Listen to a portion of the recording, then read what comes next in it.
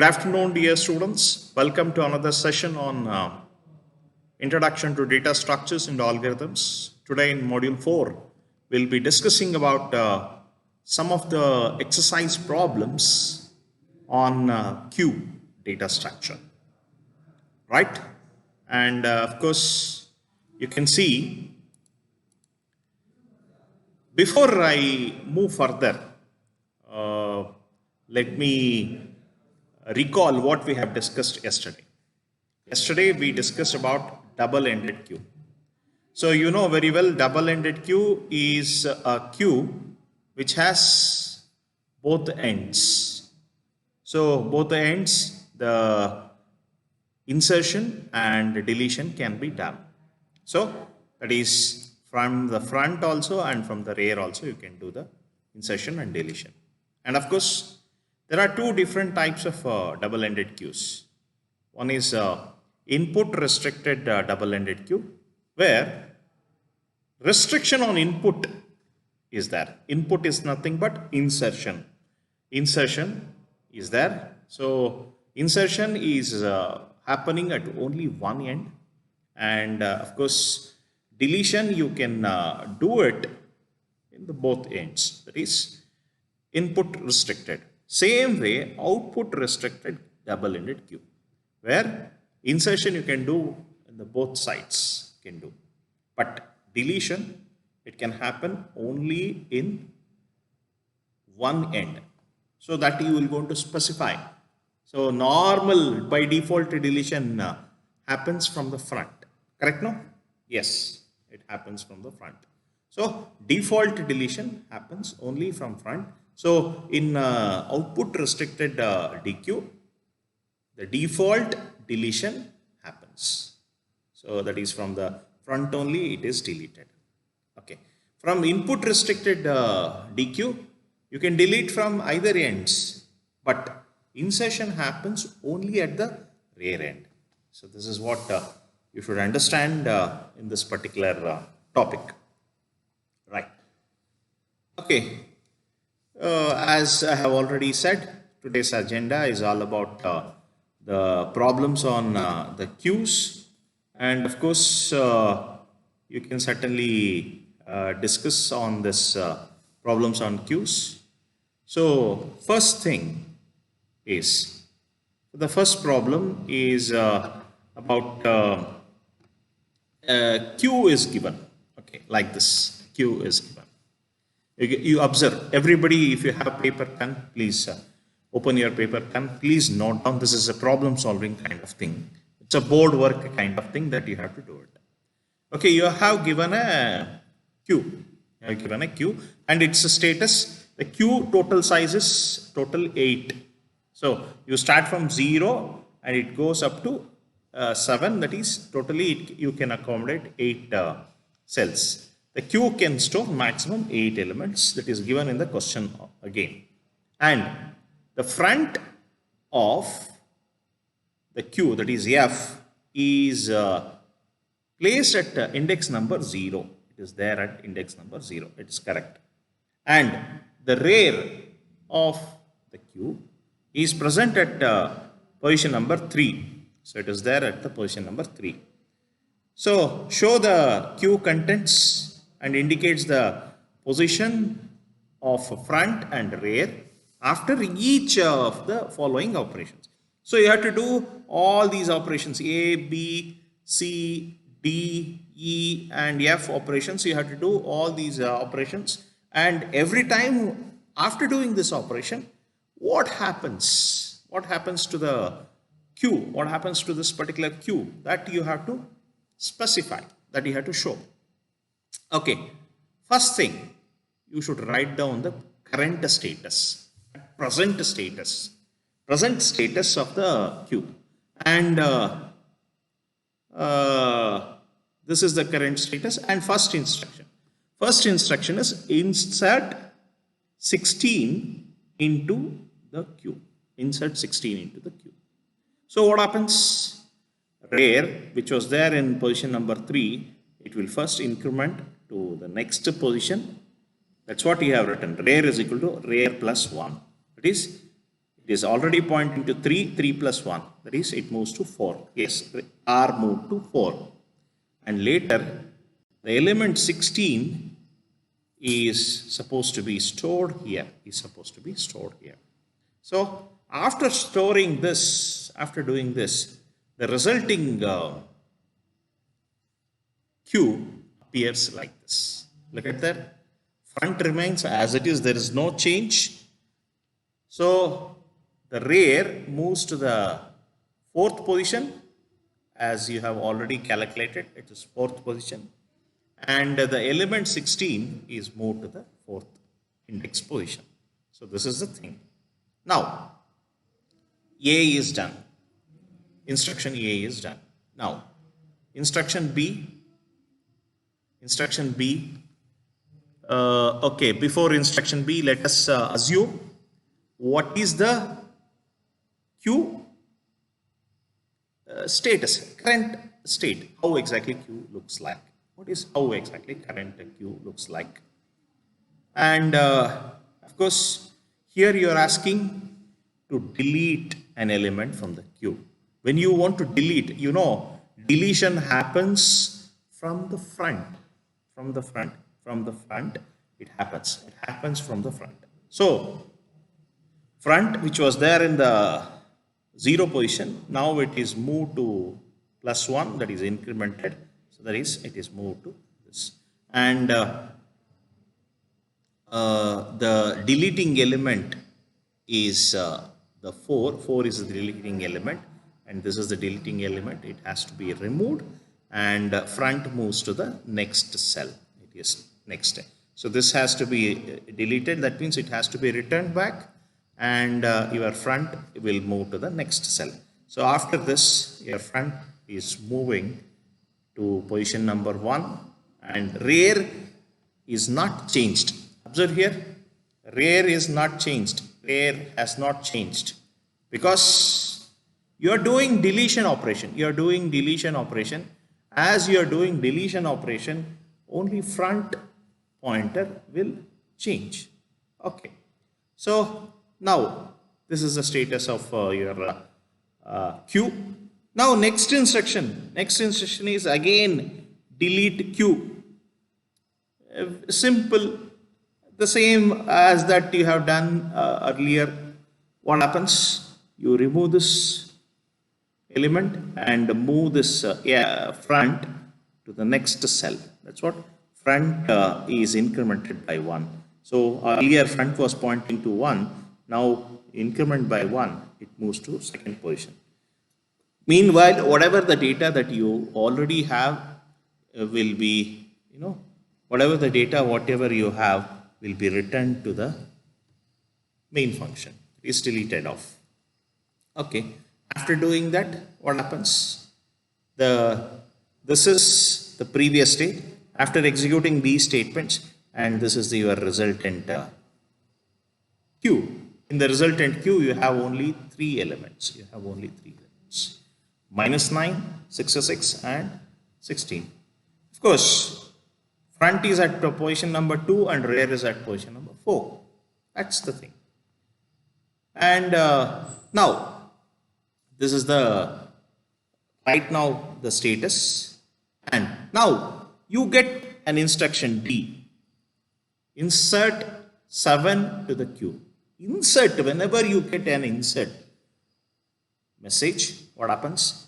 Rear will first move to the next cell, and the 7 is stored in that position. We have seen this. Animated, we have seen this. We have done. So, rear is equal to rear plus 1. Rear plus 1 is nothing but rear is already earlier, it was there in the position number 4. It is moved to the plus 1, that is position number 5. And the element 7 moved on to Q of 5. So, after doing this operation, the resultant Q appears like this. See here, front is not changed, only rear has changed. Right, that is the concept. And now, this is the status of the Q. Now, instruction comes delete Q. So when you delete Q instruction comes, you have to delete the element from the front. From the front you have to delete it. So from the front what happens? Minus 9 is deleted. So what happens? The deleting item will be minus 9 and front will move to the next cell. So F is equal to F plus 1. So F is already present at position number 2. 2 plus 1, 3. It moves to the next cell and 9 is returned back. That is deleted off. Minus 9 is deleted off. So after deleting minus 9 from the front, so your front points to location number 3. So and rear maintains as it is. There is no change for rear. Rear is not changed at all. So that is the thing that you should understand. And of course, this is the state. This is the state of your Q. Now the next instruction, F instruction comes. Insert Q minus 2. So what happens? Whenever you get minus 2 instruction, rear will first move to the next cell and this minus 2 is going to be stored in that position wherever rear is pointing. Yes. So the same thing it happens. Observe there, it happens the same way. So rear is moved. Earlier it was there in 5th position. It is now moved to plus 1 position, that is 6th position, and minus 2 is stored in Q of 6. Yes, it is done. So this is how you can execute the instruction one by one. One by one you can instruct. So for this you have to write the diagram. You have to write the diagram. You have to write what is there in the first step, what is there in the second step. It is insertion. And finally you have to complete it. So now second problem, next problem. So here, observe here, consider there are two states of a Q. This is the first state and this is the second state. What happens in the first state? There are three elements, 4, minus 1 and 8. And front is pointing to location number 1, that is index number 1, and rear is pointing to 3. Now, you have to write a series of insert and delete operation so that front moves to the position number 3 and rear moves to position number 6, and these are the elements that are stored. These are the elements that are stored. These are the elements that are stored. So very, very important. You should understand this. So write a series of insert and delete operations that will transition the Q from state 1 to state 2. So from state 1, it has to move to state 2. Yes. So the solution is very simple. If you want to move, first you delete two elements. Front to position number 3, what do? You delete two elements. So first if you execute first element, front moves to the next cell. Again you do, front will move to the next cell. So it comes here. Now insert, when you insert rear will come here, 11 is inserted. Next insert, 22 is inserted. Yes. Next insert, 33 is inserted. Yes. And of course this is 8. I have made a mistake. This is 8. Okay, there is no.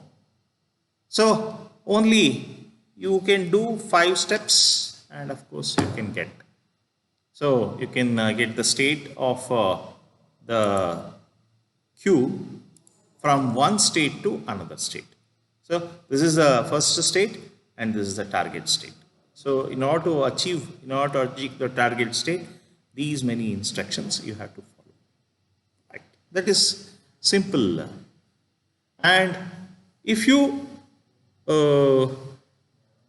get a question like this in the interviews, probably they'll ask, Is there any limitation associated with the array implementation of the queue? Yes, there are limitations. One of the key limitation of array implementation that is implemented queue is that it may lead to overflow condition. I have already explained this overflow condition.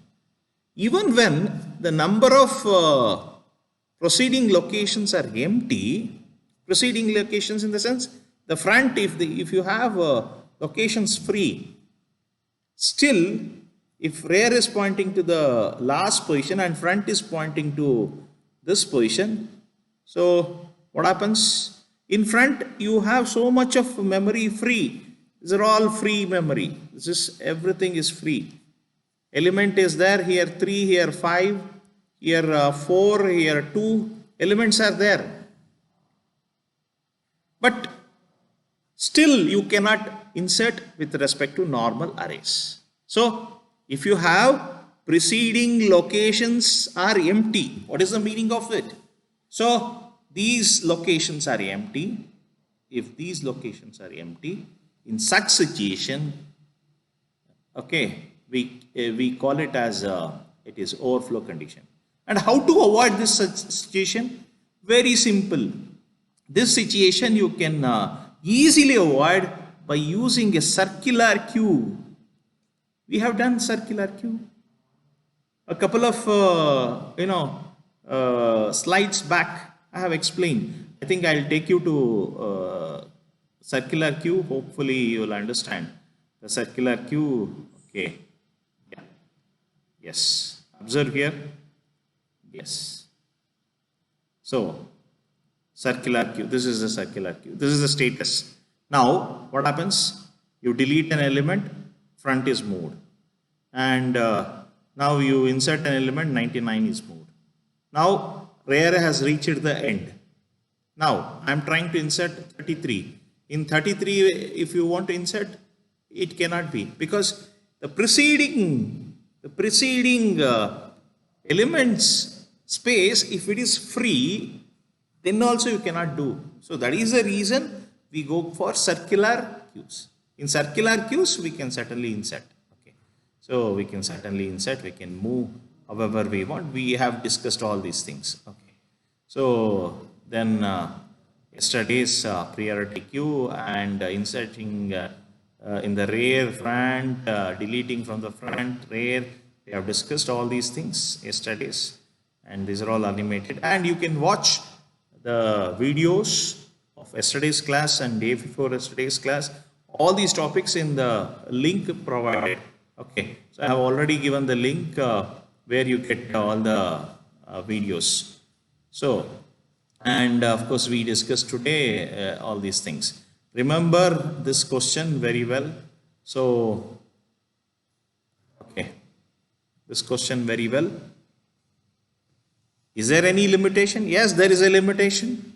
What happens? If the preceding locations are empty, you cannot still insert. It will show overflow message, overflow condition, overflow message. So such situation you can overcome with the help of circular queues. We can use circular queues. Circular, with the help of circular queue, we can certainly overcome this message error condition. Okay, you can see another problem. Identify the error in the following structure. What is the error? Struct queue, okay, integer element, integer priority, and next. So very important. If you are writing a linked list, if you are using a linked list, next pointer cannot be written like this. Next pointer has to be inside the structure, and that too you should specify. It is not outside. You should specify. It should specify struct queue that is star next. You can certainly write star next. Struct Q star next, semicolon, and semicolon. So this entire statement, it has to be inside. It has to be, this entire statement has to be inside the structure, as a member. So that is the major error. So in this case, if you write like this, it is wrong. It is wrong. You should not write like this, and it is absolutely wrong. That is a mistake that it has done. So same thing you can see in a linked list implementation of Q. The next pointer should be associated with each of the node. So hence the next should be declared inside the structure declaration, not outside the declaration. That is very, if you declare it out, what happens? You know very well. It becomes a structure variable. So I don't want a structure variable. I want to make next as the member of the structure, member of the linked list. So that's why it has to be inside it. So that is the thing. So that's all for the problems. Some of the problems we have discussed. So before that, I would like to take you to the Google Classroom, and it's very important today. By 5 o'clock, you should submit the assignment. And some of the students you have already submitted. And remember, the overall grade is there now. The overall grade, you can see Nandini BR, if she is there, 79% she has taken, and she has missed. Observe here, she has missed here, she has missed, and here they have missed.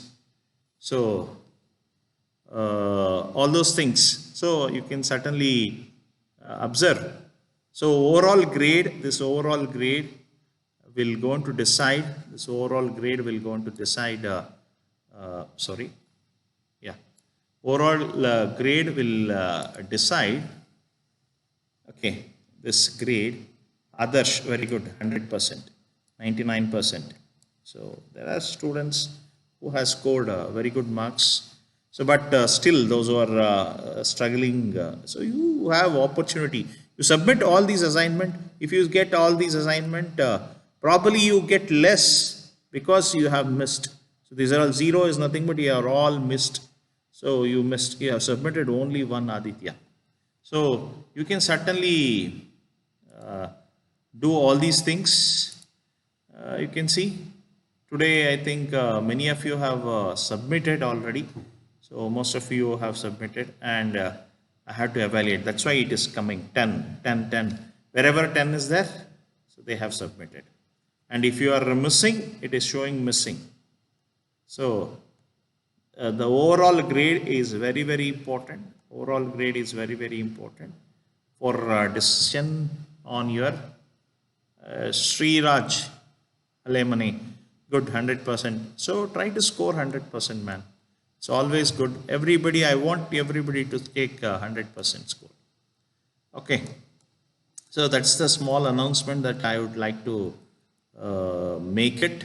And of course,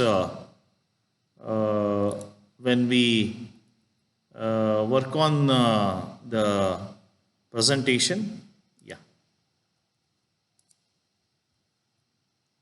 Yes, where is it? PPT. Yes.